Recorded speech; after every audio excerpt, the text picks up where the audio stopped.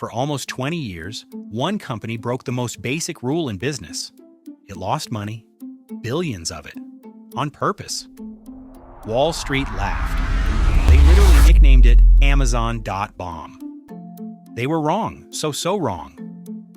Because while everyone was laughing, this company was quietly turning its losses into a weapon and using it to wipe out every competitor dumb enough to stand in front of it. You know it as Amazon. Today it sells your groceries, your gadgets, your shows, the little speaker that is definitely not listening to you right now, even the invisible computers that run half the internet. Nearly 40 cents of every dollar Americans spend online goes to this one company. And by the end of this video, you'll understand the genius, slightly terrifying trick behind all of it. It all starts with a lemonade stand. Explained like you're 5. Okay, the trick. Once you see it, you can't unsee it. Picture 2 lemonade stands on your street, yours and a kid named Greg's. You both sell lemonade for $1. Fair fight. Then you do something insane. You drop your price to 10 cents, less than it costs to make. Every cup you lose money. Greg laughs. You're losing money, genius. But you just smile. Because you have a secret weapon. Your mom is rich, and she'll cover your losses for as long as it takes. So every kid on the street comes to your stand.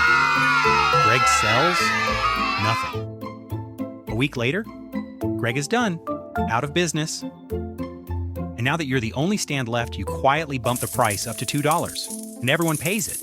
Because where else are they going to go? That is the entire Amazon playbook. Lose now, own everything later. Poor Greg. Remember Greg? We'll come back to Greg. 1994, a guy named Jeff is sitting in a cozy New York office job, and he reads one stat that completely fries his brain. The internet is growing 2,300% a year. Jeff thinks, I need to sell something on this internet thing before everybody else wakes up. He makes a list of products and he picks books. Why books? Millions of them, easy to ship. And no store on earth can stock them all, but a website can. So Jeff does the totally normal, reasonable thing. Quits his stable job, drives across the country, and starts a company in his garage. He names it Amazon after the biggest river in the world. Humble guy. And his motto from day one? Get big fast. Not make money, get big fast. Tattoo that on your brain. Amazon launches in 1995 as Earth's biggest bookstore, and it explodes. Orders flood in from all 50 states in a matter of weeks, and the more it sells, the more money it loses. Every single year, millions, then hundreds of millions. Gone. Wall Street is in tears from laughing. One investor basically scoffs, it sells more and loses more? Ha! It'll never make a dime. Amazon.bomb. But here's what they all missed. Jeff isn't trying to make money. He's playing the lemonade game. Every dollar that comes in, he shovels right back into getting bigger. Lower prices, faster shipping, more stuff. He's not building a store, he's building a monster. And the monster has an engine. Inside Amazon, they call it the flywheel. Sounds fancy. It's actually 5-year-old simple. Watch. Lower prices bring in more customers. More customers attract more sellers. More sellers means more stuff. More stuff brings in even more customers. And all those customers let Amazon buy in bulk and slash costs, which lowers prices again. Round and round. Faster and faster. Now imagine trying to outrun a merry-go-round that speeds up every single day. That's what competing with Amazon feels like. Just ask Greg. Now, the story that shows exactly how ruthless this game gets. The Great Diaper War of 2009. There's a tiny website called diapers.com, and it's good. Parents love it. It's growing fast. And Amazon notices. Amazon strolls over and offers to buy them. Diapers.com says, nah, we're good. Wrong answer. Amazon flips a switch and drops its own diaper prices so low that it reportedly loses around $100 million in 3 months on diapers, on purpose, just to bleed the little guy dry. Diapers.com can't survive that. Nobody can. So they wave the white flag and sell themselves to Amazon. And the second the deal closes and the threat is gone, those cheap diaper prices float right back up. A few years later, Amazon quietly switches the whole thing off. The lemonade game, now with a $100 million mom. And this happened again, and again, and again. Remember the giant bookstores at the mall? One chain, Borders, had over 500 of them by 2011. Bankrupt, Oof, toy stores, electronics stores, clothing stores. One by one, they couldn't match Amazon's prices, selection, or speed, and because they had to make a profit to survive. Amazon didn't. Stores died so fast that people named it the retail apocalypse. Whole malls turned into ghost towns. Economists gave it a scarier name, the Amazon effect. The idea that Amazon could vaporize an entire industry just by existing. Soon, the only company big enough to even fight back was Walmart. And even Walmart had to sweat. But here's the plot twist nobody saw coming. The thing that finally made Amazon insanely rich wasn't selling you anything at all.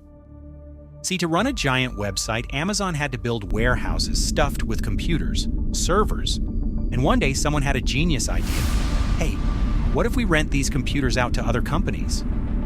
In 2006, they launched Amazon Web Services, AWS. Translation: Amazon becomes the landlord of the internet. What does that mean? Netflix runs on Amazon's computers. Tons of your favorite apps? Amazon's computers. Banks, governments, maybe the very app you're watching this on, all quietly paying rent to Amazon. And here's the wild part. This boring, invisible computer rental business makes the majority of Amazon's profit. The giant store you actually use barely makes a dime. The plumbing behind the internet? That's the gold mine. So while everyone was busy watching the lemonade stand, Jeff quietly bought the whole neighborhood. Now let's talk about the trap they set for you. It's called Prime. 2005. Amazon offers a deal. Pay one yearly fee and get free fast shipping on everything. Amazing, right? It is. And it's also a beautiful, gentle trap. Because once you've paid for free shipping, your brain does something sneaky. It goes, well, I already paid for the shipping. So I'd better buy everything from Amazon to get my money's worth. You stop checking other stores, you stop comparing prices. Why would you? It's free, and it's at your door tomorrow. Today, over 200 million people are Prime members. 200 million people who basically never shop anywhere else, gently locked in a golden cage, where the door was never even locked. They just stopped trying to leave. Now here's where it gets a little scary. Amazon isn't just a store anymore. It's also the mall that other stores rent space in. More than half of everything sold on Amazon comes from small, independent sellers, regular people, tiny businesses. But think about that. Amazon owns the marketplace, so it can see exactly what's selling well. Every product, every trend, before anyone else. So what do critics say it does? It spots a product flying off the shelves, whips up its own cheaper version, slaps an Amazon Basics sticker on it, and drops it right at the top of the page, above the seller who invented it. It's like playing a game where the other guy is also the referee and owns the stadium and owns the ball. How do you win that? You don't. Just ask Greg. And all this power has a price. Just not for Amazon. The people sprinting through those warehouses to get your package to your door by tomorrow? Many describe brutal conditions, timed bathroom breaks, punishing quotas, injuries. And when workers tried to form unions to push back, Amazon fought it hard. Small businesses say they're stuck. They can't live with Amazon because Amazon might crush or copy them, but they can't live without it because that's where all the customers are. And governments are finally paying attention. Regulators in the US and Europe are lining up lawsuit after lawsuit, all asking one big question. Has Amazon become so powerful that it's actually breaking fair competition? So let's zoom out. What's this really about? Amazon didn't win just by being cheaper or faster, though it was both. It won by being willing to lose, longer and harder than anyone alive, until there was no one left to lose to. It turned our love of convenience into a leash. We got rock-bottom prices and one-day shipping. And in return, we slowly handed one company control over how we shop, what we see, and even what gets made. Jeff Bezos became one of the richest humans in history. And that little garage bookstore became the everything store, not just because it sells everything, but because more and more it owns everything too. So next time a deal looks too good to be true, too cheap, too convenient, too easy, remember the lemonade stand. Somebody is always paying for it. The only question is whether it's them, or eventually you. Sound familiar?